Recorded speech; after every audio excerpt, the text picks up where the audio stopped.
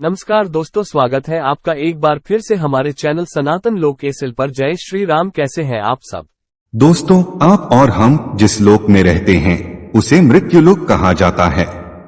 मृत्यु लोक से मृत व्यक्ति के शव को विदा करने के कुछ नियम बनाए गए हैं, जिसपे विज्ञान की भी अपनी राय है, वो भी इस वीडियो में देखेंगे। मृत्यु लोक अर्थात मृत्यु का संसार। इस लोक में जन्म लेने वाले हर जीव जंतुओं को एक समय के बाद यह लोक छोड़ना ही पड़ता है। उनकी मृत्यु जन्म लेने के साथ ही निश्चित हो जाती है। यही पृथ्वी लोक का सबसे बड़ा सत्य है। प्राणी की आयु क्षण प्रतिक्षण घटती रहती है, लेकिन कितनी बड़ी विडंबना है कि मनुष्य इस सत्य को जानकर भी महसूस नहीं कर पाता। हर व्यक्ति को कल आने की उम्मीद बनी रहती है। बहरहाल हिंदू धर्म में व्यक्ति की मृत्यु के बाद शव का दाह संस्कार किया जाता है। और अगर आपने गौर किया हो कि अगर किसी व्यक्ति की मृत्यु सूर्यास्त के बाद होती है तो उसके परिजन रात बीतने का इंतजार करते हैं और अगले दिन जाकर ही शव को जलाया जाता है। और यदि शव को रात भर रखना ही पड़ा, उस दौरान जानकार लोग शव को अकेले नहीं छोड़ते, बल्कि कोई न कोई व्यक्ति शव के पास पूरी रात भर रहता है और सुबह दाह संस्कार पूर्ण होने तक वह शव की देखभाल में ही रहता है। दोस्तों, क्या आपको पता है कि शव रात भर अकेला क्यों नहीं छोड़ा जाता? अगर आपको इसका स्पष्ट उत्तर नहीं पता है तो आप इस वीडियो को अंत तक जरूर देखिए। इस वीडियो में मैं आपको विस्तार पूर्वक इस बात का उत्तर दूंगा और पुराणों में शव को अकेला न छोड़ने के पीछे क्या कारण बताए गए हैं वह भी बताऊंगा।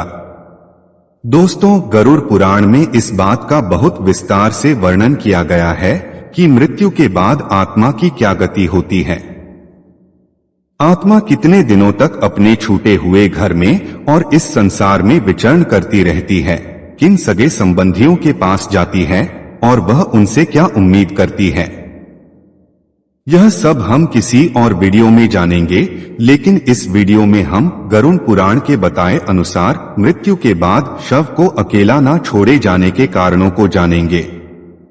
आगे बढ़ने से पहले आप सबसे प्रार्थना है कि अगर आपने हमारे चैनल को सब्सक्राइब ना किया हो तो कर लीजिए, जिससे आगे आने वाले वीडियोस आप तक आसानी से पहुंच सकें।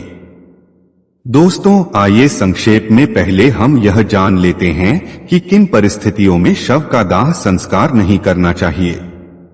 गरुड़ पुराण में इस बात का भी स्पष्ट वर्णन है कि इन 3 स्थितियों में शव का दाह संस्कार उचित समय के लिए टाल देना चाहिए। पहली परिस्थिति में यदि व्यक्ति की मृत्यु सूर्यास्त के बाद होती है तो शव को रात भर घर में ही रखना चाहिए और अगले दिन सूर्योदय के बाद ही शव का दाह संस्कार किया जाना चाहिए, अन्यथा आत्मा को सद्गति प्राप्त नहीं होती।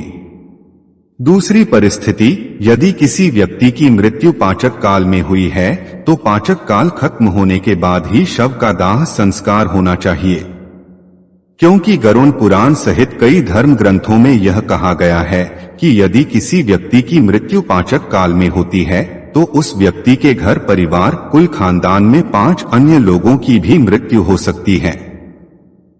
इसलिए दोस्तों, आपने देखा होगा कि धर्मशास्त्र के ज्ञानी लोग इस समस्या के समाधान के रूप में आटे, बेसन या कुशा अर्थात पवित्र सूखी घास से 5 पुतले बनाते हैं और इसे शव के साथ ही अर्थी पर रखकर इनका भी शव की तरह ही पूरे विधि विधान से पाचक काल के खत्म होने के बाद अंतिम संस्कार कर देते हैं। इससे पाचक दोष भी खत्म हो जाता है। पाचक काल में अंतिम संस्कार किए जाने से आत्मा को मोक्ष की प्राप्ति नहीं हो सकती। और तीसरी परिस्थिति में शव का अंतिम संस्कार तब नहीं करना चाहिए जब मृत व्यक्ति का पुत्र मुखाग्नि देने के लिए उपस्थित ना हो और वो यात्रा करके पहुंचने वाला ही हो, क्योंकि पुराणों में इस बात को बहुत ही महत्व दिया गया है कि मुखाग्नि यदि पुत्र के हाथों से होती है तो आत्मा को सद्गति प्राप्त होती है। दोस्तों, अब बिना देर किए हुए आइए जानते हैं कि मृत्यु के बाद शव को अकेला क्यों नहीं छोड़ना चाहिए। इसके पीछे क्या मान्यताएं और वैज्ञानिक तथ्य हैं? मृत्यु के बाद आत्मा घर में 13 दिन तक निवास करती है। गरुड़ पुराण में बताया गया है, मृतक का शव पूजनीय हो जाता है। ऐसे में दाह संस्कार के पहले शव को अकेला नहीं छोड़ा जाना चाहिए, अन्यथा यह आत्मा का अपमान होता है। गरुड़ पुराण में यह भी लिखा है कि यदि शव को चींटियां, कीड़े मकोड़े, कुत्ते बिल्ली इत्यादि से हानि होती है, ऐसे ही कष्ट आत्माओं को यमलोक के मार्ग में भोगने पड़ते हैं। इसलिए परिवारजनों की यह जिम्मेदारी बनती है कि मृतक के शरीर की सुरक्षा करें। रात के समय तामसिक शक्तियां ज्यादा प्रबल होती हैं। जब शरीर से आत्मा निकल जाती है तो शरीर रिक्त हो जाता है। ऐसी स्थिति में यह शक्तियां उस शरीर को अपने वश में करने का प्रयास कर सकती हैं।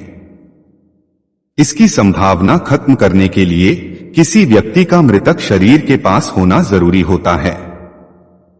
दोस्तों, अगर वैज्ञानिक कारण की बात करें तो विज्ञान यह कहता है, जिस क्षण आत्मा शरीर को छोड़कर अलग होती है, उसी क्षण से शरीर का क्षय शुरू हो जाता है, जिससे मृत शरीर से दुर्गंध आने लगती है। इस दुर्गंध को कम करने के लिए और वातावरण धार्मिक रखने के उद्देश्य से मृत शरीर के आसपास अगरबत्ती, धूप, दीपक इत्यादि जलाए जाते हैं। ऐसा करने की जिम्मेदारी जो व्यक्ति शव की देखभाल करता है उसकी होती है। इस बात की भी संभावना है कि तंत्र मंत्र करने वाले व्यक्तियों से मृतक शरीर को नुकसान पहुंचाया जा सकता है, जिससे मृत आत्मा भी संकट में पड़ सकती है। इसलिए किसी भी तांत्रिक को मृत शरीर के आसपास नहीं आने देना चाहिए। दोस्तों, गरुड़ पुराण में भगवान विष्णु और पक्षीराज गरुड़ के बीच की बात को लिखा गया है, जिसमें भगवान विष्णु बताते हैं कि यदि इन बातों का ध्यान नहीं रखा गया और शव का अंतिम संस्कार सूर्यास्त के बाद या रात में ही कर दिया गया तो उस व्यक्ति की आत्मा को असुर योनि या पिशाच योनि में जन्म मिलता है और अनेकों कष्ट भोगने पड़ते हैं। व्यक्ति की मृत्यु का और दाह संस्कार का समय कितना महत्वपूर्ण होता है, इसका महत्व आप इस घटना से समझ सकते हैं। महाभारत काल में भीष्म पितामह ने बाणों की शैया पर लेटे हुए सूर्य के दक्षिणायन से उत्तरायण में जाने का इंतजार किया था और उसी के बाद अपना शरीर त्यागा था, क्योंकि उत्तरायण के समय प्रकृति और चेतना की गति ऊपर की ओर होती है। इस काल में मरने वाले व्यक्तियों को सद्गति प्राप्त होती है। इसलिए अगर कोई रात में मर जाए तो ऐसी स्थिति में लाश को लेकर शमशान घाट नहीं जाते, लाश को रात भर घर पर ही रखा जाता है।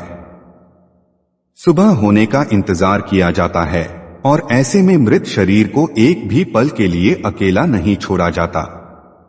कोई न कोई व्यक्ति हमेशा रखवाली के लिए मौजूद रहता है। दोस्तों, तो यह कारण है शव को अकेले न छोड़ने का। आपकी इस विषय में क्या राय है, नीचे दिए गए कमेंट में जरूर बताइए। गरुड़ पुराण से जुड़ी आध्यात्मिक बातें आपको कैसी लगी? मरने के बाद आत्मा का क्या व्यवहार होता है? इस विषय पर आपको और जानना हो तो नीचे कमेंट में जरूर बताइए। तो दर्शकों, उम्मीद करता हूं कि आपको हमारी ये वीडियो पसंद आई होगी और पसंद आई हो तो ज्यादा से ज्यादा लाइक और शेयर करें। साथ ही ऐसे ही और धार्मिक कथाओं के लिए सनातन लोक SL अभी सब्सक्राइब कर लें। आज के लिए इतना ही। आपका बहुत बहुत धन्यवाद।